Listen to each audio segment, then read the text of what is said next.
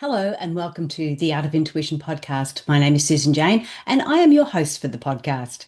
Now, today we're talking about our intuitive natures and it's how we receive our information because we are all intuitive. We're naturally intuitive. It is part of our human nature, and that's why I call it our intuitive natures. Now, this is the way our intuition will send messages to us. It's a way of our intuition being able to connect with us. And it does it in some people it's like a gut feeling in the body, and some it's more about the emotions or flashes of insight. Even people have their creative side of it. So they'll find spiritual signs while they're downloading and while they're creating. So knowing what your strongest intuitive nature is helps you recognize and trust in yourself, and it helps you to deliver that confidence and that ability to make those decisions when you need to, especially when life is sort of sending you a little bit all over the place. It certainly happened for me as part of a very emotionally abusive relationship. I spent years second guessing myself, not knowing what to do. I was walking on eggshells. I struggled to make any sort of decision in my life. It was really painful, and it got to the stage when the marriage broke down. I for about a month I could not make a decision about what to eat for dinner. I fed on jam sandwiches. That was the only thing I could think of. So I was so emotionally flat, so um, exhausted that I just struggled to trust myself. I struggled to have the confidence to make those decisions. I wasn't broken. I just wasn't all there. So I had to give myself that permission and that space to be able to hear my intuition, to be able to start picking up those messages and start to listen to them and trust them. Now, our intuitive nature is obviously our intuition, our inner wisdom, our soul, our spirit, whatever terminology you want to use. It's the information that is coming through to us, and it comes in the four different ways. The physical intuitive, the mental intuitive, the emotional intuitive, and the spiritual intuitive. Now, the first thing I do want to say is that we have all of those intuition coming through. We have all that information coming through. It's just at different times in our life, we are stronger in different areas. So when I first started out in as a child, I was picking up emotional intuition quite strongly. I could walk home from school in primary school and go, mum's not feeling right. I could pick her emotions up from there. So we all have these abilities to do that, and especially as a child. But as I was starting to be more proactive in understanding and learning to trust myself after my 20-year marriage breakdown, it was then that I started to sort of really step right through it. And the first area that I really noticed my intuitive messages coming through was in the physical sense. So, as a physical intuitive, I was feeling them coming through my body. I could experience, like you say, that gut feeling, that butterflies in your stomach. Your body may tingle, you have energy shifts and things, you start to feel things, actually feel them in your body. One of the other aspect, I was doing a lot of healing work then, and so the physical intuitive is definitely a healer because they can feel things in that context. And what would happen is my hands would go all motley, a funny motley color.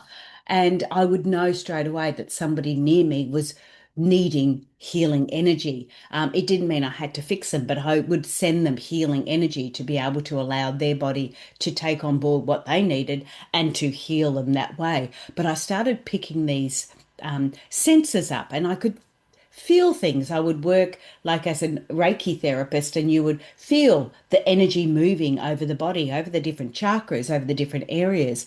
So, being a physical intuitive was really important at that stage when I was doing those healings, and really important for us to get an understanding of how we experience things. My partner often feels things, and he'll have a, oh, I know the book I was talking about. Oh, I was thinking of, sorry.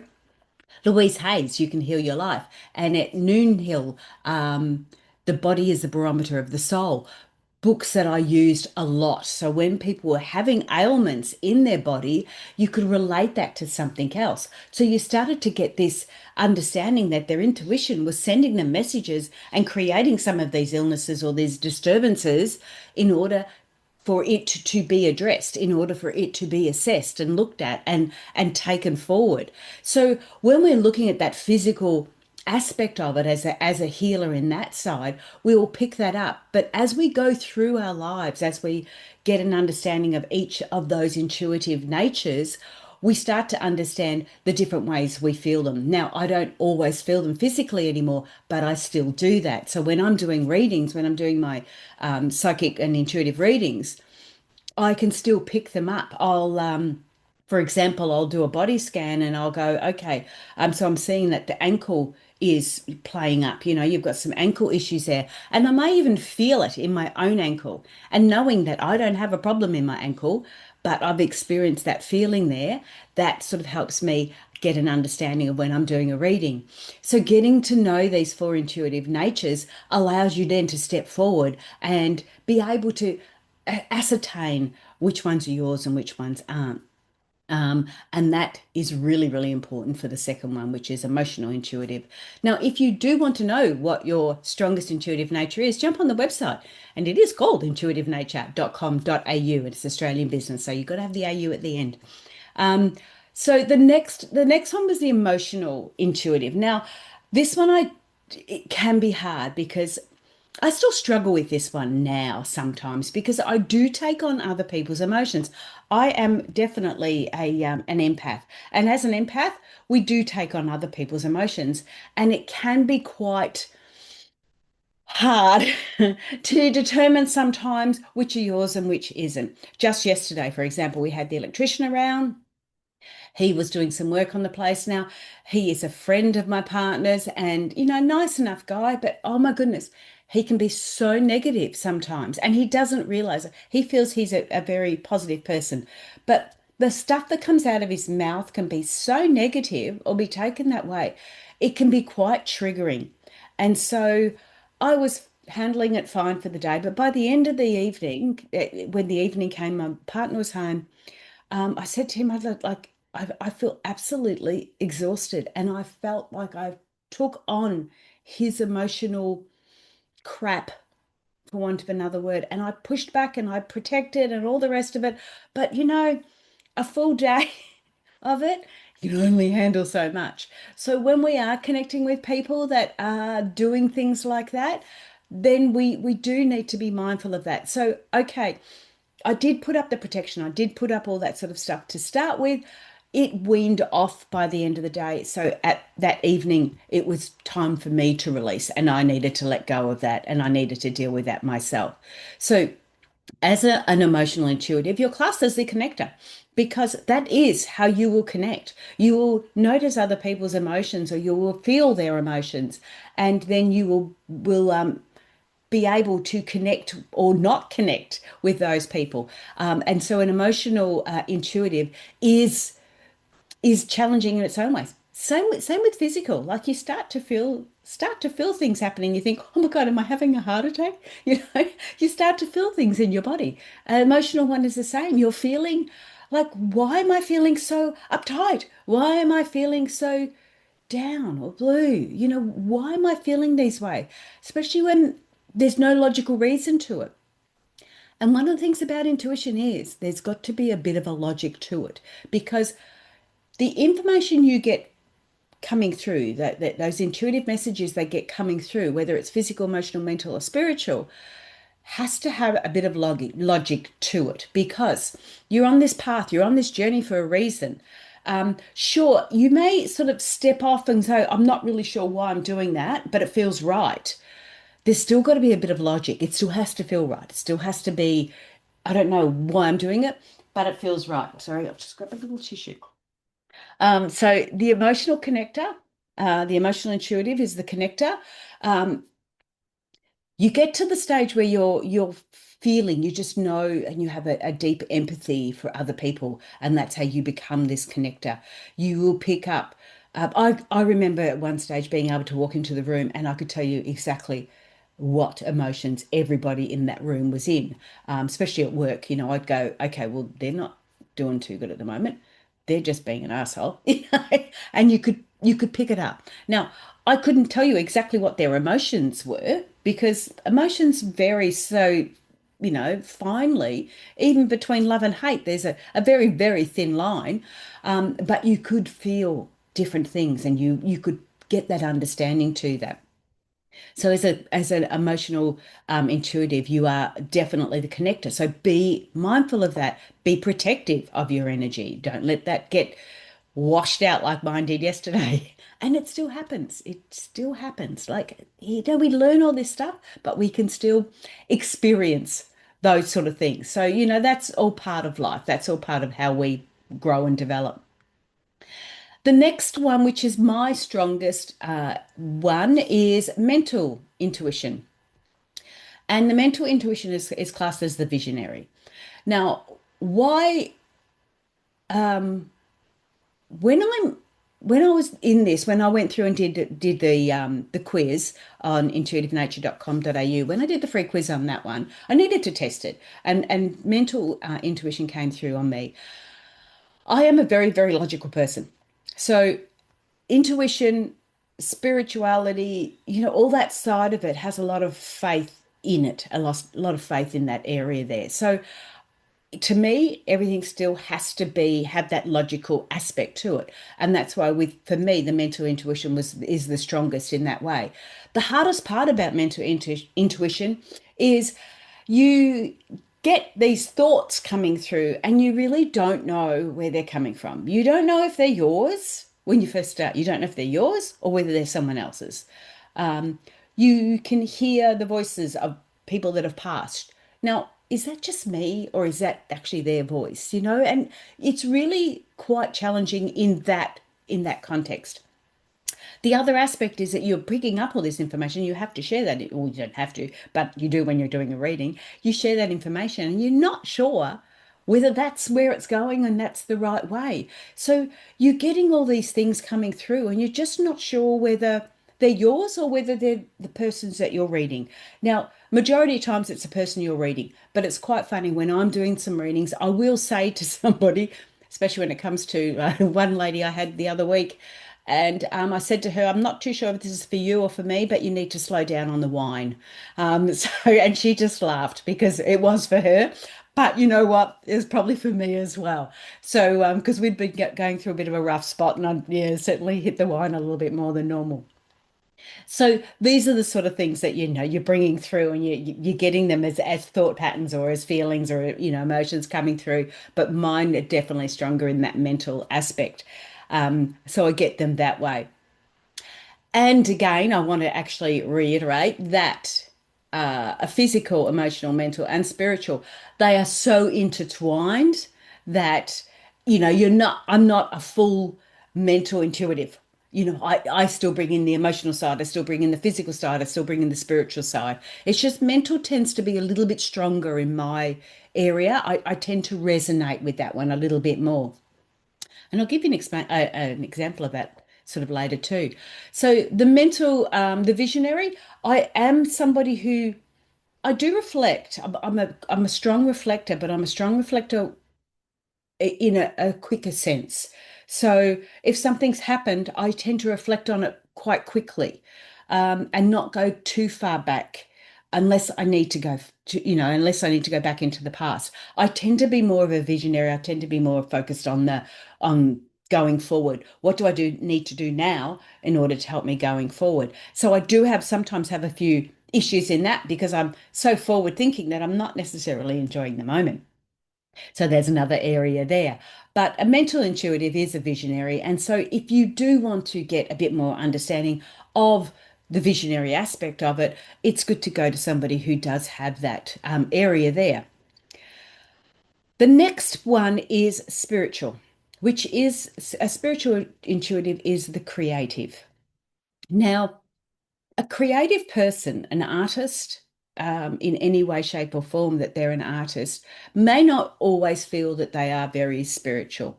But what they don't realize is that they're bringing through those messages within their art. Now, whether it's painting, whether it's you know, pottery. It doesn't really matter. Or that just in that zone, being in that zone will allow them to actually bring in those intuitive messages. So I know I get to the stage where I just want to do some painting. I don't care what I'm painting.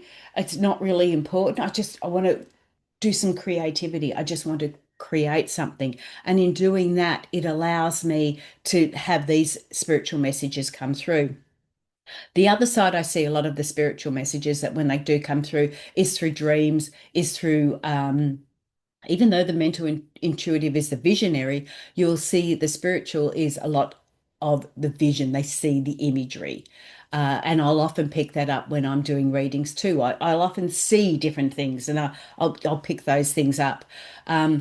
With doing readings, you really do need to have an understanding of those four intuitive natures to be able to bring them all forward because you get messages so strongly in so many different ways.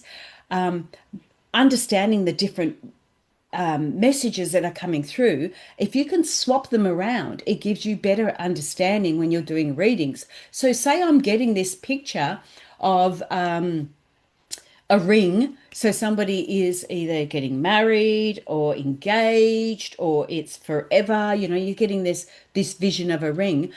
If you get a feeling that goes with it, and maybe a feeling of happiness, a feeling of excitement, or you see a ring that's broken, there's a feeling of sadness. You're starting to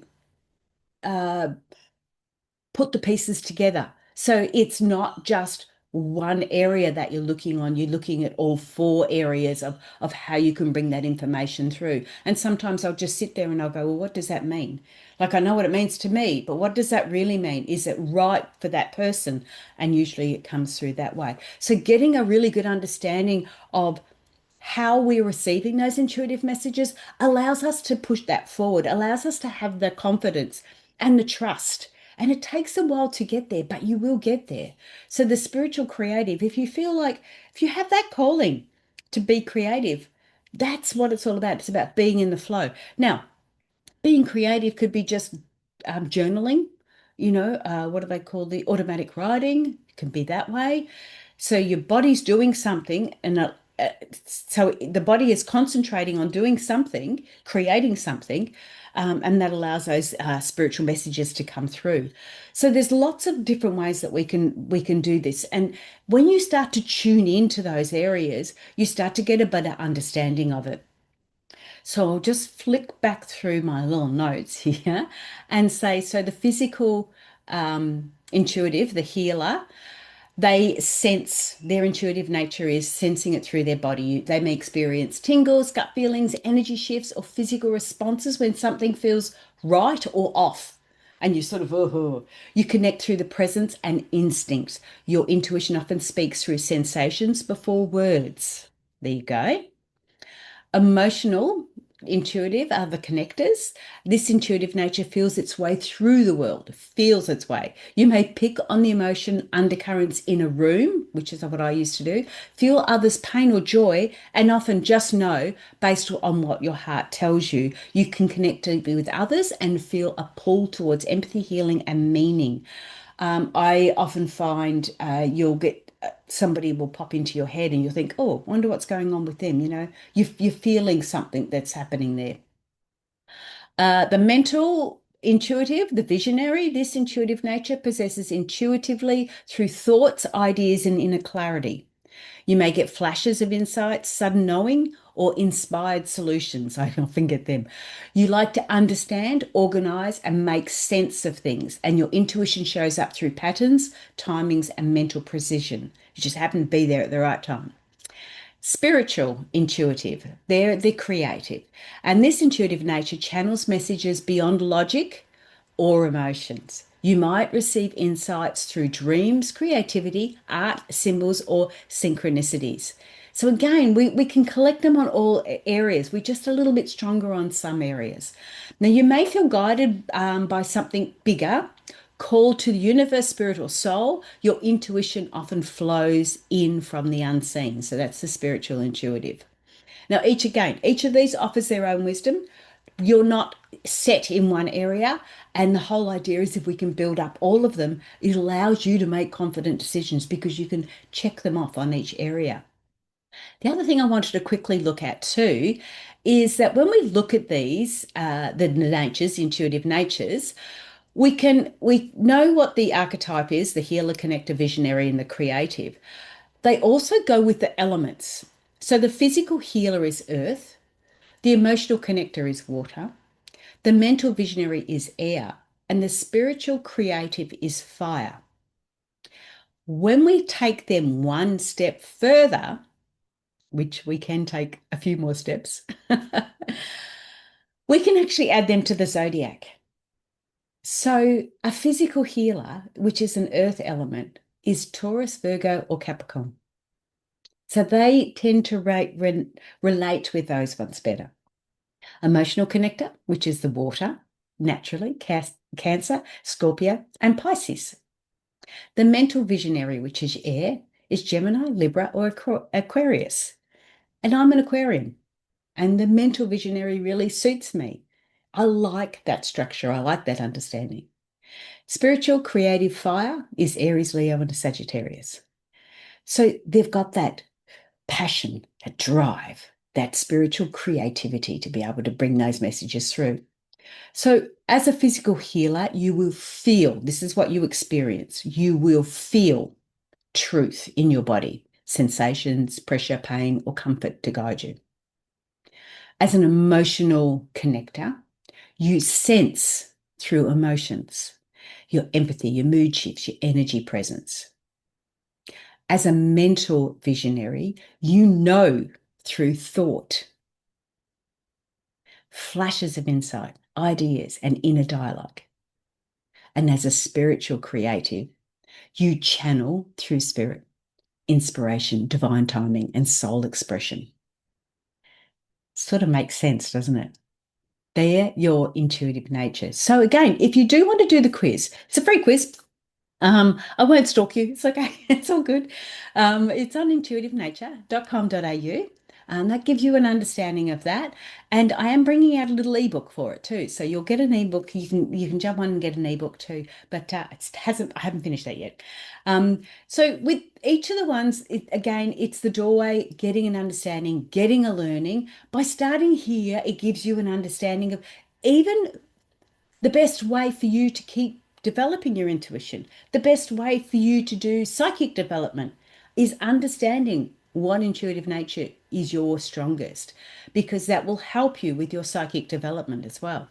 If you are not someone who can sit there and meditate for a very long time, you need to do something physical. Maybe it's more of the physical meditations that you need to do, where you're walking and you're pacing and you're doing something physical to be able to allow the information to come through. So it's knowing those areas there will help you make the decisions and make the right choices that you need to make for you, not for anyone else, but for you. And that's what's really, really important with that, knowing that now. So by starting here, we'll anchor ourselves into something real and tangible. Your body has stories to tell, signals to give, and wisdom that's buried beneath the years of doing. Now, the next couple of podcasts are going to go through some of those different areas, and I will relate to the different intuitive natures as I go through. So I wanted to introduce you to what it is so you can get a better understanding as you go through. I am Susan Jane. Thank you so much for listening. I hope you enjoyed it. And yeah, jump in and do the quiz so you can find out what your strongest intuitive nature is. And that's me for now. I'm going to say bye.